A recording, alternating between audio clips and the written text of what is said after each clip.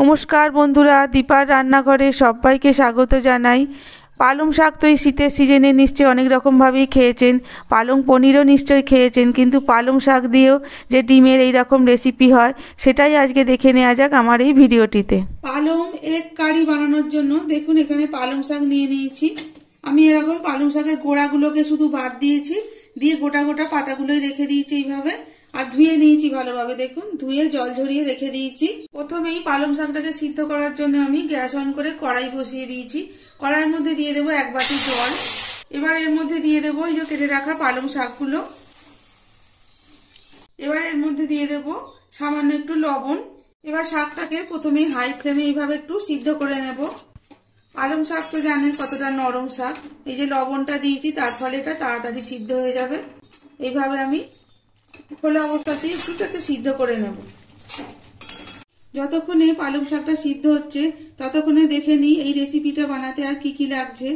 যেহেতু পালং এগ কারি তো ডিম তো লাগবেই। আমি এখানে দেখুন 4টে মুরগির ডিম সিদ্ধ করে আগে থেকে রেখে দিয়েছি খোসা ছাড়িয়ে। আর এখানে নিয়েছি একটা টমেটোকে চৌকো চৌকো করে কেটে নিয়েছি। আর এখানে নিয়েছি 4টে কাঁচা লঙ্কা আর একটা বড় সাইজের পেঁয়াজকে এইভাবে ছোট ছোট টুকরো করে কেটে রেখেছি। আর এখানে নিয়েছি বড় চামচের 1 চামচ আদা রসুন বাটা। আর এই সামান্য উপকরণ দিয়েই এই দারুণ স্বাদের রেসিপিটা চলুন তাহলে শুরু করে দিই। দেখুন পালং শাকটা কিন্তু ভালোভাবেই সিদ্ধ হয়ে গেছে। এবার আমি গ্যাসের ফ্লেমটা বন্ধ করে দেব। আর এই যে চুবড়ির মধ্যে পালং শাকটা নিয়ে ভালোভাবে জল ঝরিয়ে নেব আর ঠান্ডা করে নেব। যতক্ষণে পালং শাকটা ঠান্ডা হচ্ছে চলুন সেই ফাঁকে আমি এখানে কড়াইয়ের মধ্যে সাদা তেল দিয়ে দিয়েছি পরিমাণ মতো। তেলটা ভালোভাবে গরমও হয়ে গেছে। এবার আমি তেলের মধ্যে ডিমগুলো যে আগে থেকে সিদ্ধ করে রেখেছিলাম সেইগুলো প্রথমে ভেজে নেব।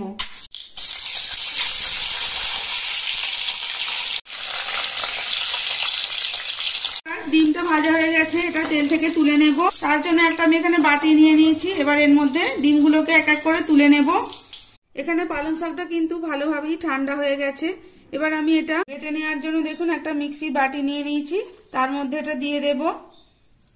এবার এই পালং শাকের মধ্যেই দিয়ে দেব 1 মুঠো ধনে পাতা, যেটা আমি আগে থেকে ভালোভাবে জলে ধুয়ে রেখেছিলাম। এবার এইগুলো সবকিছু একসঙ্গে মিহি পেস্ট করে নিয়ে আসবো। প্রথমে দেখুন পালং শাক আর ধনে পাতাটা ভালোভাবে পেস্ট করে নিয়ে চলে এসেছি। এবার বাকি রেসিপিটা করার জন্য কড়াইয়ের ডিম ভাজার যে তেলটা ছিল সেই তেলের মধ্যেই একটা শুকনো লঙ্কাকে ফাটিয়ে দিয়ে দেব এইভাবে 2 টুকরো করে। আর এখানে কিছুটা গরম মশলা আমি নিয়েছি, যেমন লবঙ্গ, এলাচ, দারচিনি আর 1/2 চামচ গোটা জিরে, সেটাও দিয়ে দেব ফোড়নের জন্য। এবার ফোড়নটাকে কয়েক সেকেন্ড একটু নাড়াচাড়া করে ভেজে নেব এইভাবে লো ফ্লেমে। ফোড়ন কিন্তু আপনারা লো ফ্লেমেই সবসময় ভাজবেন, না হলে ফোড়নটা কিন্তু জ্বলে যাবে আর রান্নার স্বাদটাও ভালো হবে না। ফোড়নটা ভাজা হয়ে গেছে। এবার আমি এর মধ্যে কুচিয়ে রাখা পেঁয়াজটা দিয়ে দেব। পেঁয়াজটা একটু নাড়াচাড়া করে লাল লাল করে ভেজে নেব। পেঁয়াজটা ভাজা হয়ে গেছে। এবার আমি এর মধ্যে দিয়ে দেব আদা রসুন বাটাটা। এবার পেঁয়াজের সাথে আদা রসুনটা একটু ভালোভাবে এইভাবে নাড়াচাড়া করে একটু কষিয়ে নেব, যাতে আদা রসুনের কাঁচা গন্ধটা চলে যায়। গ্যাসের ফ্লেমটা কিন্তু আমি এখন লো টু মিডিয়ামে করে রেখেছি। আদা রসুনটা দেখুন পেঁয়াজের সাথে একটু ভেজে ভেজে নিয়েছি, ভাজা ভাজা হয়ে গেছে। এবার আমি এর মধ্যে দিয়ে দেব গুঁড়ো মশলাগুলো। প্রথমেই দিয়ে দেব ধনে গুঁড়ো, তারপর দিয়ে দেব জিরে গুঁড়ো। সবই কিন্তু আমি এখানে যেমন ডিম নিয়েছি সেই পরিমাণেই ব্যবহার করছি। আপনারা যদি ডিমটা বেশি নেন বা কম নেন সেরকম অনুযায়ী মশলাগুলো কম বেশি করে নেবেন। দিয়ে দেব হলুদ গুঁড়ো, আর ঝালের জন্য আমি এখানে শুকনো লঙ্কার গুঁড়োও দিয়ে দেব স্বাদ অনুযায়ী লবণটা। এবার সব মশলা ভালোভাবে এইভাবে আদা রসুন পেঁয়াজের সাথে একটু কষিয়ে নেব। মশলা কষিয়ে নিয়েছি।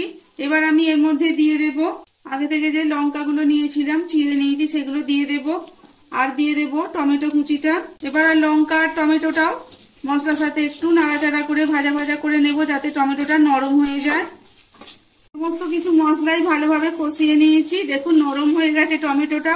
এবার আমি এর মধ্যে দিয়ে দেব যে পালং শাকের পেস্টটা করে রেখেছিলাম সেটাও দিয়ে দেব এর মধ্যে। এবার পালং শাক বাটাটাও সবকিছুর সাথে এইভাবে একটু মিশিয়ে নেব। দেখুন কত সুন্দর একটা কালার চলে এসছে।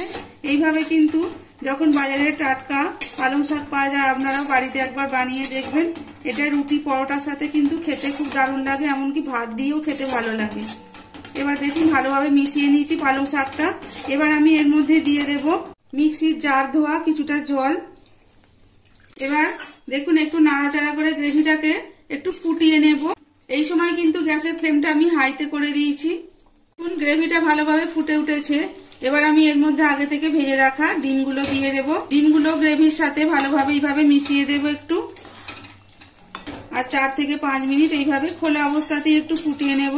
তাহলেই কিন্তু আজকে আমাদের রেসিপি হয়ে যাবে। এই রেসিপিটা বানাতে কিন্তু অল্প উপকরণ লাগে আর অল্প সময়ের মধ্যেই হয়ে যায় চটজলদি।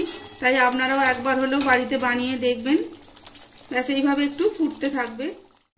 আজকে আমাদের এগ পালন কারি কিন্তু পুরো রেডি হয়ে গেছে পরিবেশন করার জন্য। দেখুন এবার আমি এটা গরম গরম পরিবেশন করে দেব। তাহলে কেমন লাগলো বন্ধুরা আজকে আমার এই পালং শাক আর ডিমের রেসিপিটা?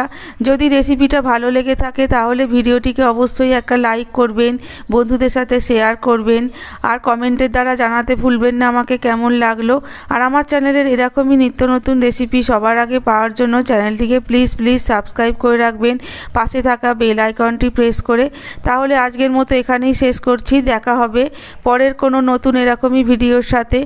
আর আপনারা ভিডিওটা প্রথম থেকে শেষ পর্যন্ত দেখার জন্য সকলকে অনেক অনেক ধন্যবাদ।